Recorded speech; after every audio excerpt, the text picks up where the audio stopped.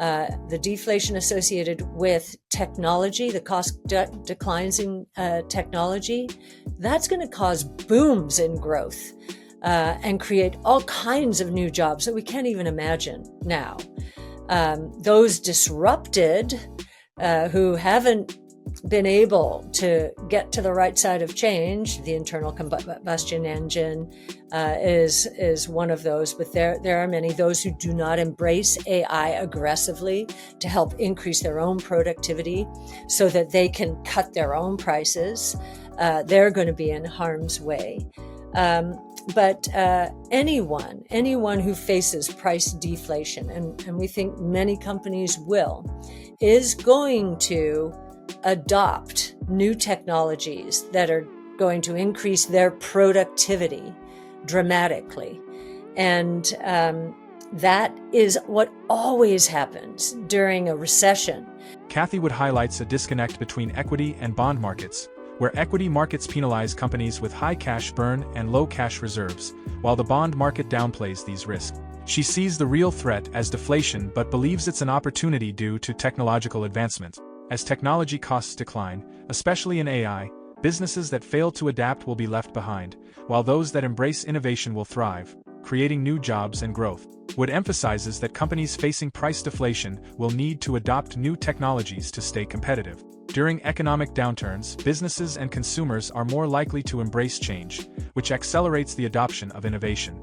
AI, in particular, will play a pivotal role in helping businesses increase productivity and lower costs, with early adopters gaining a significant edge. Lastly, Wood stresses that AI represents the most important technological transformation in history, evolving at a much faster pace than past innovations like the internet. She points out that performance improvements now occur every 4 months, pushing companies and individuals to integrate AI tools rapidly. Those who adopt AI quickly will dominate, while laggards will struggle to keep up.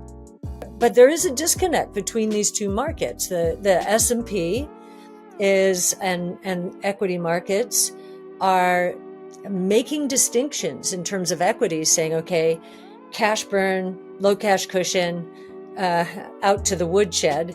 And, the Mag 6 until recently, not seeing any concerns whatsoever. And here we are, the high yield market is saying that cash-rich, cash cushion argument really isn't a risk if the bond market's right. I've already gone through commodity prices as an indicator, and I'll end with the thought, and we've expressed it over time, that the risk is deflation, but it's not all risk. It is opportunity as well. That one was 50,000 employees to be trained on AI solutions. Now, even the wording of this partnership was nearly identical. It aimed to, quote, help enterprises worldwide drive productivity gains with Gen AI. 1 year on, investors are still looking for those gains, so it's an open question. Can Accenture do a better job of this proof of concept to production? Now, Nvidia CEO Jensen Huang and Accenture CEO Julie Sweet, they will both be on Closing Bell Overtime later today. That is an interview that you do not want to miss. Will be a good one, guys. That's going to be good. Meanwhile, while we're in the neighborhood, Dee, I wonder if you saw this upgrade of CRM out of Northland. It's a smaller firm, but they argue that CRM may have leapfrogged Microsoft as AI has evolved to agentic.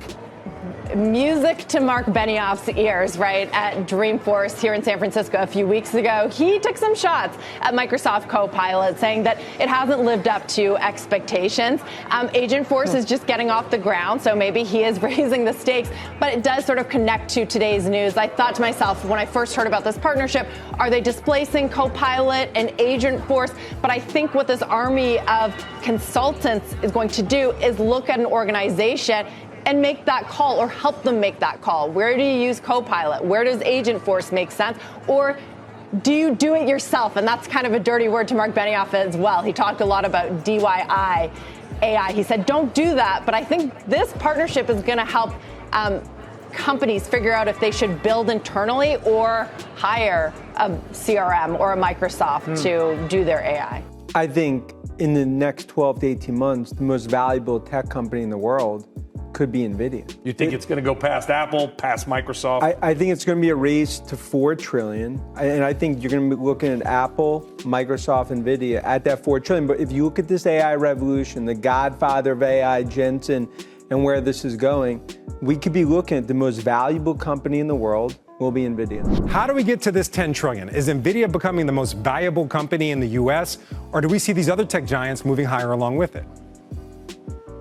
Yes, and let me remind you that I had said years ago that Nvidia would surpass Apple to become the world's most valuable company. Now it's nipping at its heels. What is going on with Nvidia that is unique from a company like Apple or Microsoft is, as you know, it's fueling the AI infrastructure. This is really important to understand because Hopper architecture drove us to about 90 billion data center revenue.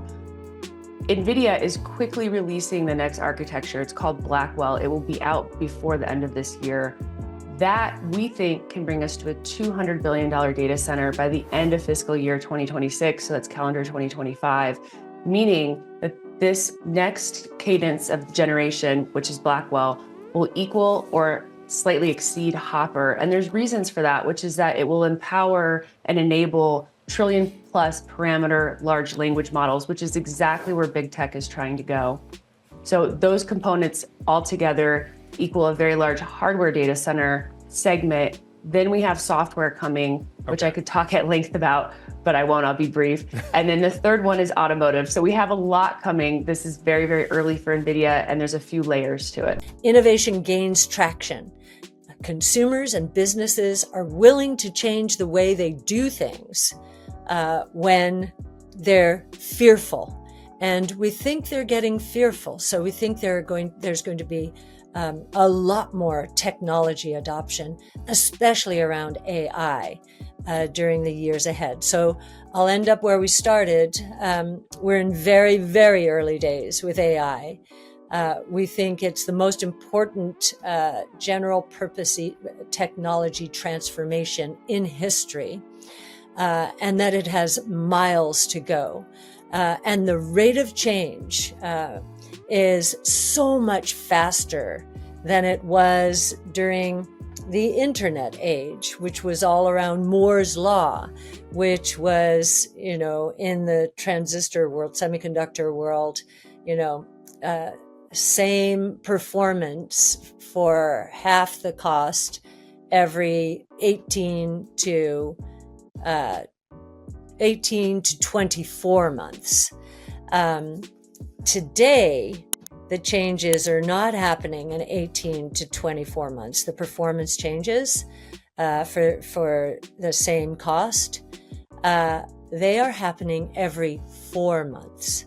And that's why we think it's important for, anyone, whether you're an employee or a business leader, to think about embracing as many of these, or harnessing as many of these AI tools to increase productivity as possible, because the competition is going to be very intense.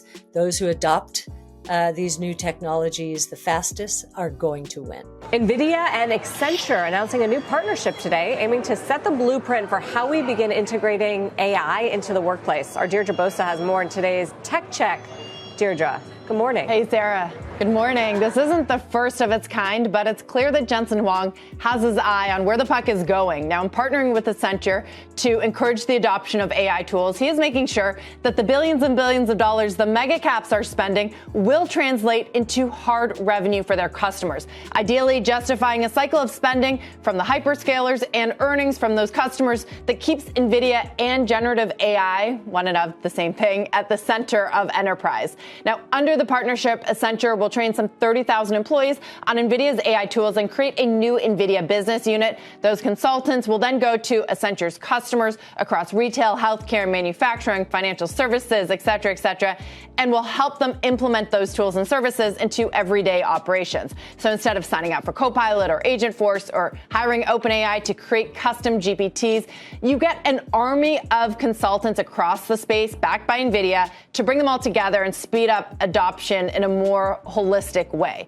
by creating agents, the new buzzword, and just as investors are increasingly looking for results. Now, Accenture and Google Cloud, by the way, they also have a partnership focused on AI adoption and cybersecurity. This push to move from AI proof of concept to production. It's also a good example of how generative AI can actually create new kinds of jobs. So far, we've seen generative AI replace lower level jobs, especially in tech and IT. But these 30,000 employees at Accenture, they're part of a team of more than 50,000 that are being retrained for an AI world. One of the startup darlings in this space, Scale AI, it has its own human army of more than 100,000 contractors that does something called data labeling AI, which essentially formats information for AI training. Something to keep in mind, though, there was a very similar partnership that Nvidia announced with Infosys 1 year ago.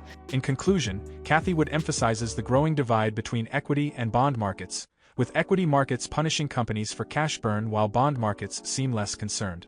However, she believes the real opportunity lies in the deflation driven by technological advancements, especially AI.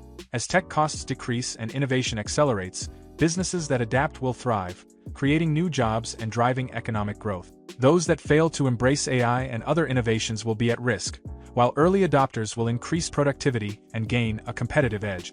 Wood further highlights AI as the most significant technological transformation in history, with advancements happening faster than ever before. The rapid pace of change, with performance improvements occurring every 4 months, is forcing businesses and individuals to adopt AI tools to remain competitive. She stresses that those who harness AI's potential quickly will dominate the market, while others risk falling behind. How do you think businesses should prioritize AI adoption to stay competitive in today's rapidly evolving market? In your opinion, what industries are most likely to be transformed by deflation and technological advancements like AI?